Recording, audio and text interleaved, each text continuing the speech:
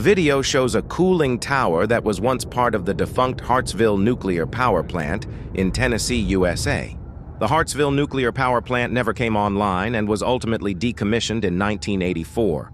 The cooling tower was demolished on September 18, 2025, as part of the Tennessee Valley Authority's TVA efforts to remove old and unused structures. The demolition is intended to make room for future projects that are expected to add more than 6,200 megawatts of power.